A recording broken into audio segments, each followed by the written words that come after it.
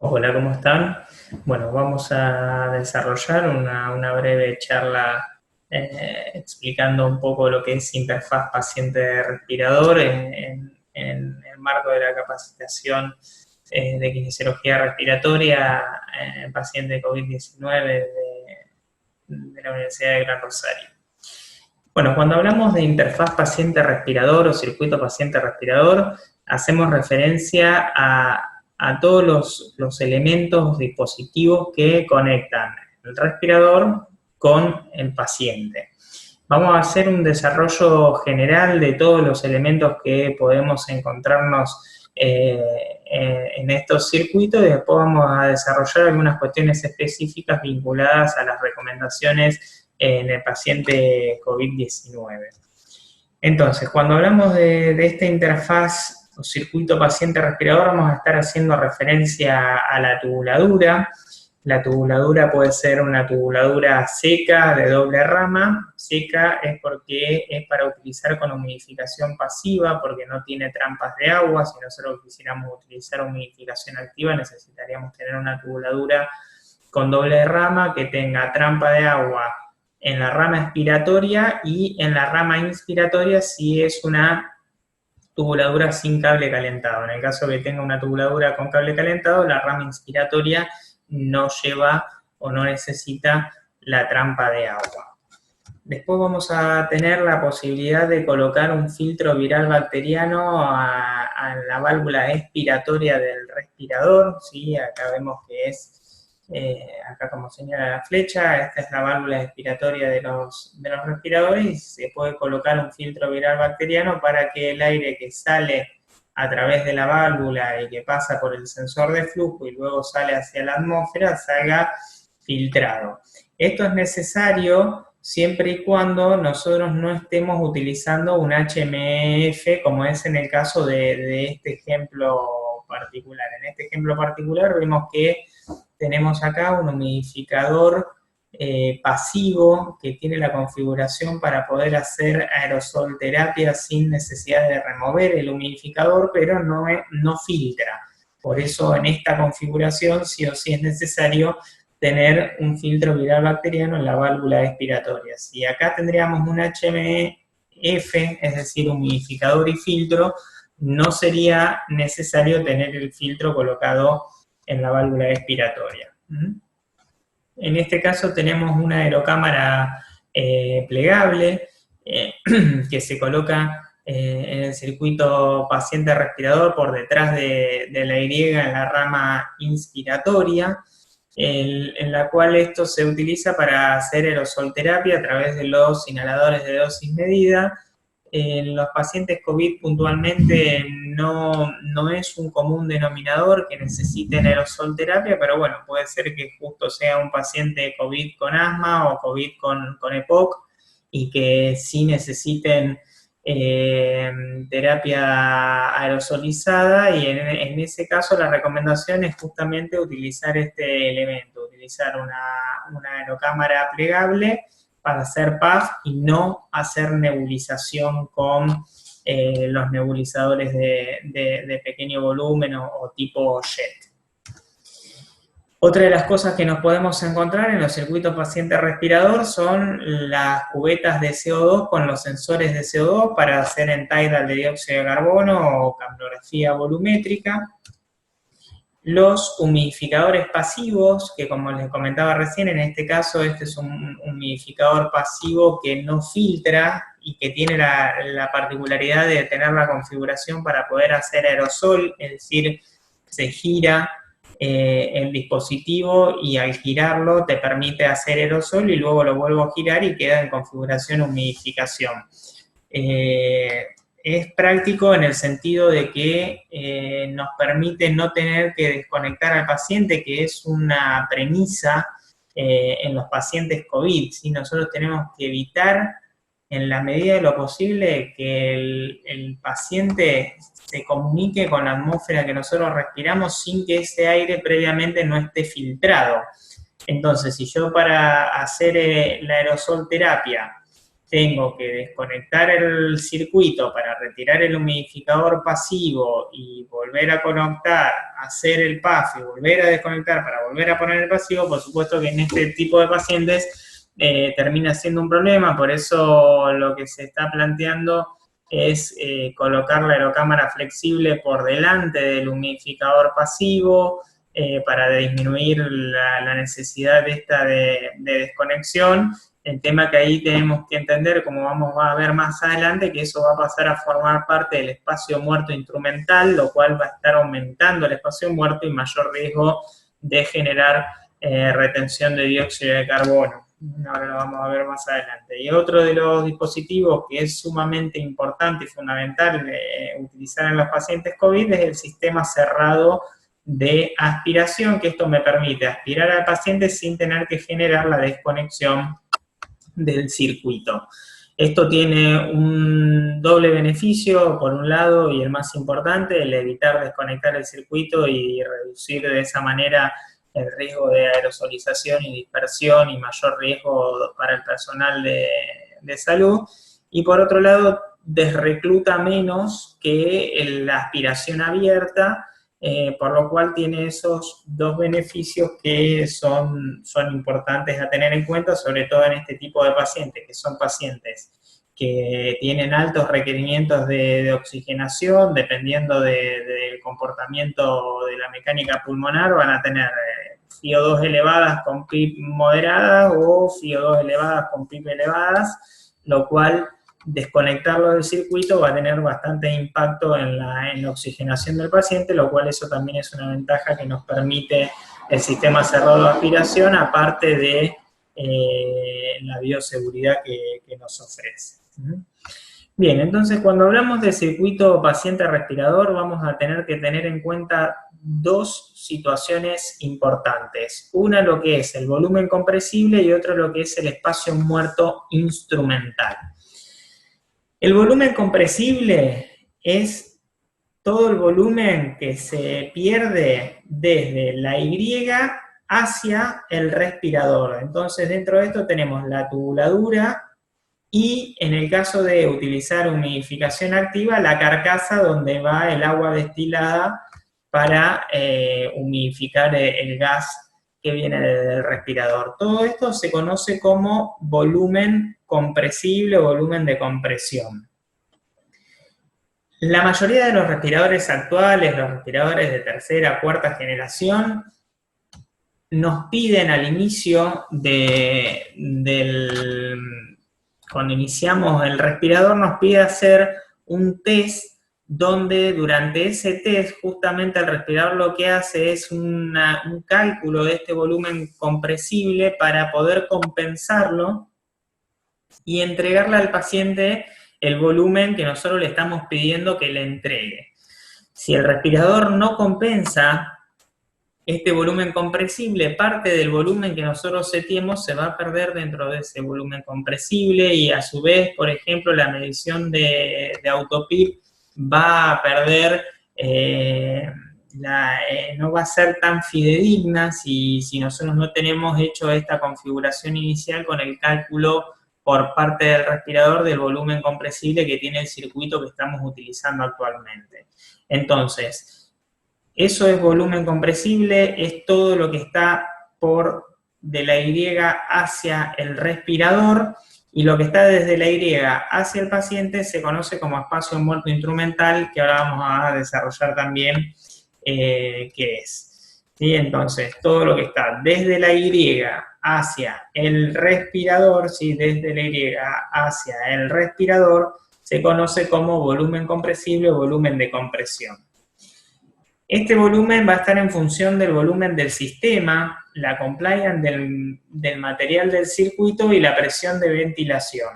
Algunos respiradores de última generación tienen en cuenta este factor y lo compensan, y es un concepto conocido pero poco tenido en cuenta en la evaluación clínica. Y como les decía, la mayoría de los respiradores actuales de tercera, cuarta generación lo tienen en cuenta este volumen compresible, por ende nos pide que antes de iniciar el seteo y conectar al paciente, le hagamos el test donde el respirador mide si hay fugas, cómo están funcionando las válvulas y demás, y también el volumen compresible. ¿Cuál es el impacto que puede llegar a tener un mal cálculo o la no compensación de este volumen compresible? Es justamente una pérdida de volumen, ¿sí? Del volumen corriente que nosotros queremos entregarle al paciente. Se pueden perder entre 3 y 5 mililitros centímetros de agua, lo cual va a disminuir el volumen corriente que nosotros le vamos a entregar al paciente y va a haber alteraciones en las mediciones de autopip. Bien, entonces, ¿qué es lo que nosotros podemos hacer en caso de que tengamos un respirador que no compense el volumen compresible? El caso posiblemente más frecuente de esto pueda llegar a ser si es necesario utilizar alguno de los respiradores de emergencia que fueron desarrollados para la emergencia COVID-19, en caso de que uno se quede sin disponibilidad de equipos microprocesados. Como sabrán, que es de público conocimiento, hay muchas empresas en todo el mundo que se pusieron a desarrollar lo que se conocen como respiradores de emergencia. Bueno, esos respiradores de emergencia no van a poder compensar el volumen compresible, por lo cual ese cálculo lo vamos a tener que hacer nosotros. ¿Y cómo realizamos ese cálculo? Bueno, no es una ecuación difícil. Lo que vamos a tener que hacer es la compliance del circuito por la presión máxima, es decir, la presión máxima en la vía aérea que tengamos en el paciente, menos la PIP que estemos utilizando. Y eso nos va a llevar a hacer el volumen corregido, que es el BT seteado más el volumen compresible. Es decir, si yo seteo 400 mililitros en el respirador, hago el cálculo del volumen compresible, le tengo que sumar a ese seteo de 400 mililitros ese cálculo de volumen compresible. Entonces quedaría más o menos así, ¿sí? Como ejemplo, un BT de 450 mililitros, con una compliance del circuito de 2.5 mililitros centímetros de agua, que esa es la compliance que tiene habitualmente las tubuladuras descartables. Si en el envoltorio, en el packing de la tubuladura no especifica el fabricante cuál es la compliance, bueno, eso pueden hablar con el representante de la marca que ustedes utilicen y que les diga, que les averigüe con el fabricante cuál es la compliance que tiene el circuito. Habitualmente rondan entre los 2.5 y 3 mililitros centímetros de agua. Entonces, si tenemos una presión máxima de 35 centímetros y una PIP de 8, volumen compresible sería 2.5, que es la compliance del circuito, por 35 menos 8, que es la resta entre la presión máxima y la PIP, nos da un volumen compresible de 67,5 mililitros. Entonces, el BT corregido sería sumarle a los 450 que yo le quiero entregar al paciente, porque son los 6 mililitros kilogramo peso que hice el cálculo, sumarle esos 67 mililitros, lo cual tendría que setear un BT de 517 mililitros. Recuerden, esto es siempre y cuando el respirador que yo utilice no haga el cálculo y no compense el volumen compresible. Si el respirador lo hace solo, que es el caso de la mayoría de los respiradores microprocesados actuales de tercera, cuarta generación, tengo que setear el volumen que le corresponde a ese paciente, no tengo que corregir nada. Esto es para el caso de que nosotros tengamos conocimiento que el respirador que nosotros usamos no tiene en cuenta y por ende no compensa el volumen compresible, ¿sí? Bien, y después tenemos la otra parte para analizar del circuito paciente-respirador, que es lo que genera espacio muerto instrumental, que todo lo que está de la Y hacia el paciente genera espacio muerto instrumental, y ahí en ese espacio muerto instrumental se pierde parte del volumen, que es lo mismo que sucede anatómicamente y fisiológicamente. Nosotros tenemos parte de la vía aérea, que es vía aérea de conducción, es decir, que no participa en el intercambio gaseoso, que se considera como espacio muerto, ¿sí? Que lo vamos a conocer como espacio muerto anatómico. Bueno, en el caso de la ventilación mecánica también se va a producir un espacio muerto que se conoce como espacio muerto instrumental y que está determinado por todos los elementos y los dispositivos que nosotros coloquemos desde la Y hacia el paciente.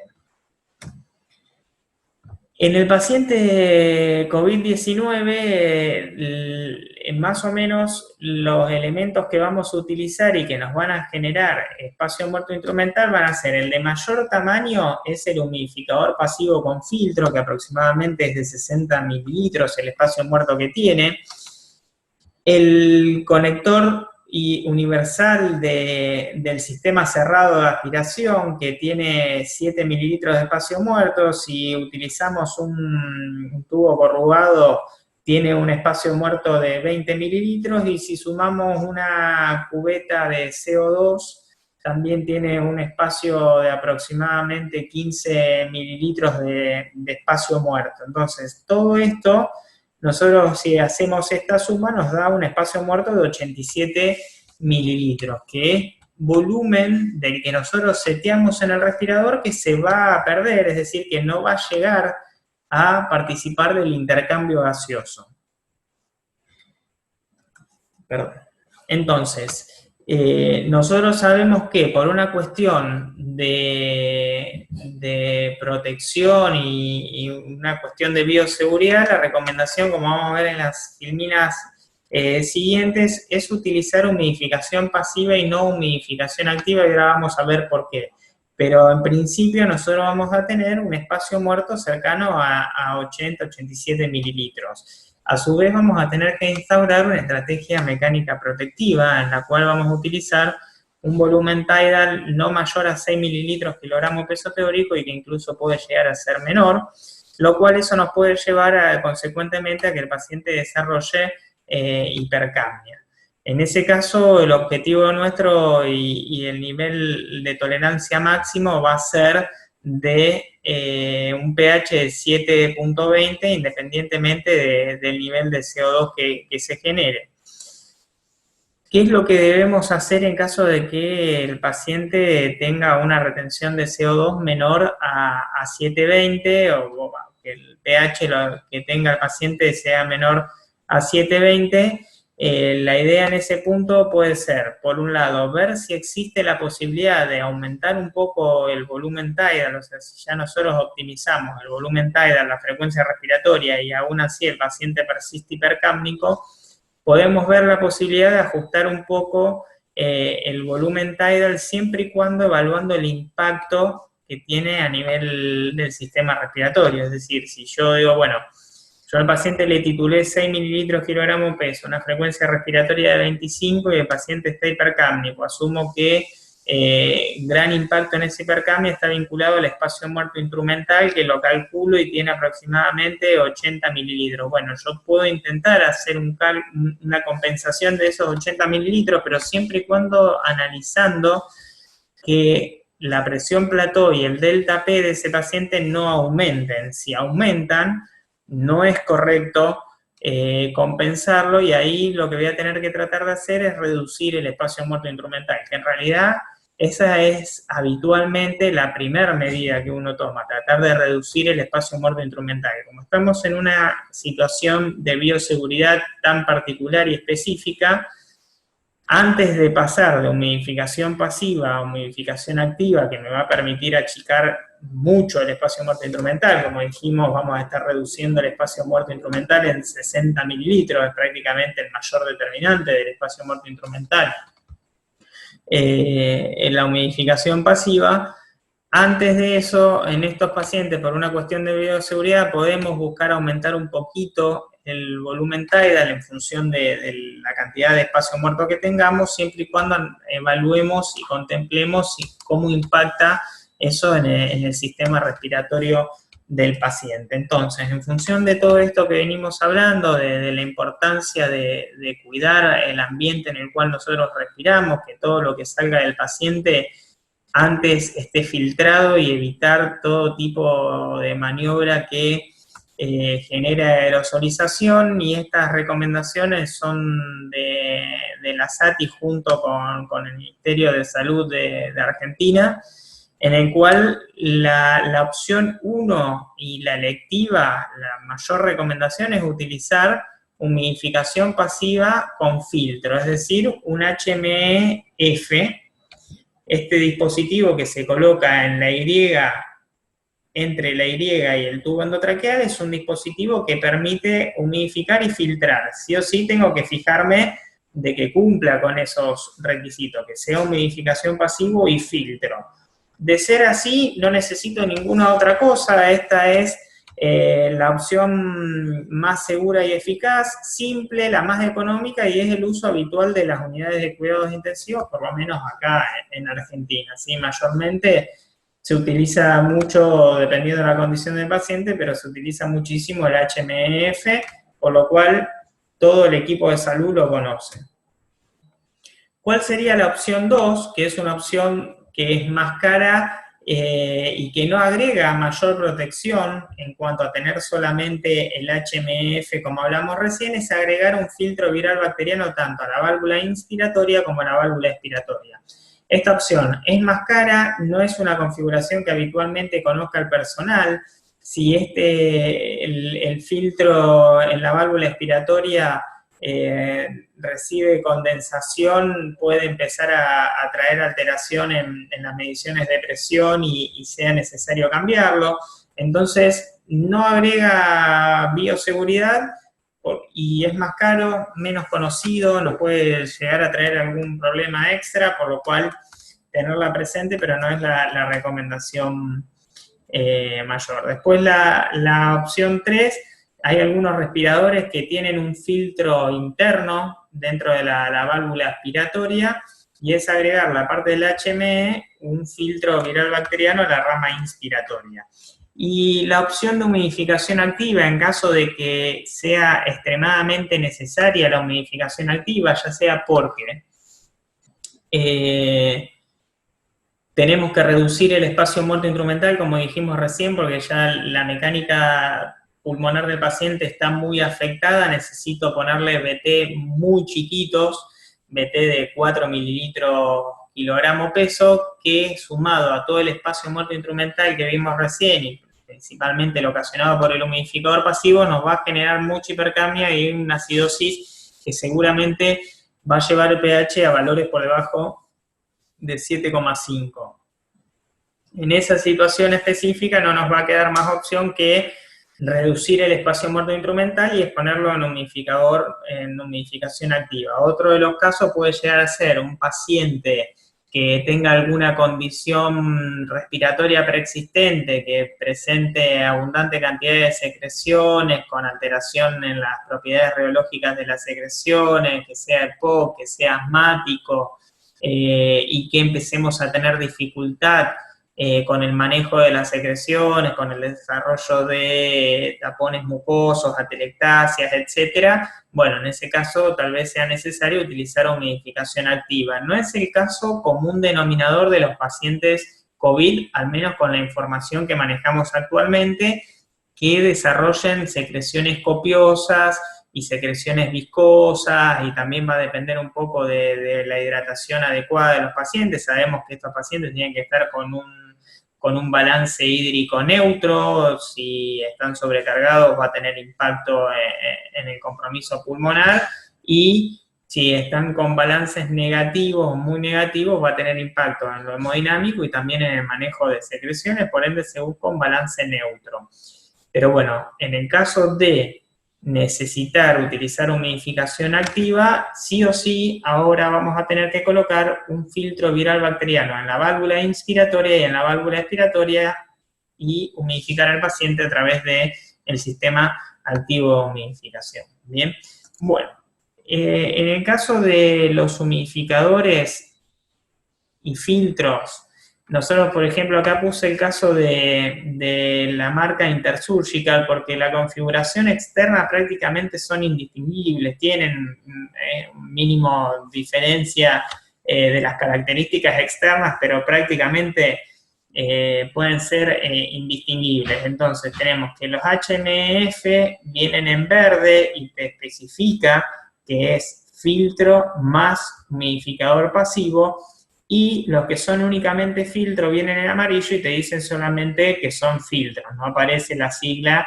HME, ¿sí? pero bueno, se los pongo para que los tengan en consideración, que vean que son prácticamente indistinguibles. En cuanto a lo que son los sistemas cerrados de aspiración, cuáles son los componentes que tienen este sistema cerrado de aspiración, van a tener un conector universal para la tubuladura de cristal T63, tienen una válvula de seguridad para aspiración, cada vez que nosotros aspiremos debemos abrir y apretar la válvula para poder aspirar, tienen una sonda, la sonda de aspiración con el cobertor, que dentro de la sonda tiene medida, esa medida la tenemos que hacer coincidir con la medida del tubo endotraqueal, para evitar que la sonda ingrese demasiado en la vía aérea y poder generar lesiones. Si nosotros respetamos hacer coincidir que el 24 de la sonda de aspiración coincida con el 24 del tubo endotraqueal, siempre el extremo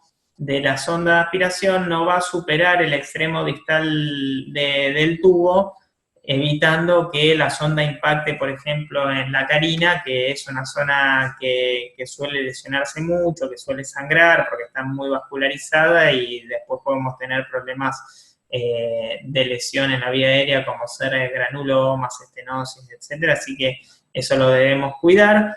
Tiene un conector universal para el circuito ventilatorio, es decir, acá se conecta la tubuladura, la Y, y un conector universal para el tubo endotraqueal o la cánula de traqueotomía, según cómo esté el paciente, y tiene un puerto para el lavado de la sonda. Una vez que yo termino de aspirar al paciente y retiro la sonda, cuando el extremo de la sonda queda en este sector, ahí lo que tengo que hacer es tirar 3, 4 centímetros, lo que sea necesario de suero fisiológico con una jeringa para limpiar la sonda. Solo para limpiar la sonda, el resto de la limpieza de las secreciones que ya quedan en la tubuladura T63 debemos limpiarlo con agua de afuera. ¿Por qué? Porque si yo intento limpiar también esta tubuladura, le voy a tener que tirar como 15 mililitros de solución fisiológica y le voy a tener riesgo de que parte de esa solución vaya hacia el paciente. Entonces solamente utilizo la cantidad justa y necesaria para hacer la limpieza de la sonda de aspiración. Bueno, esta fue una breve descripción de lo que es circuito paciente respirador. Espero que les sea de utilidad para clarificar lo que ustedes van adquiriendo a través del material bibliográfico que tienen en la unidad. Bueno, les dejo un saludo.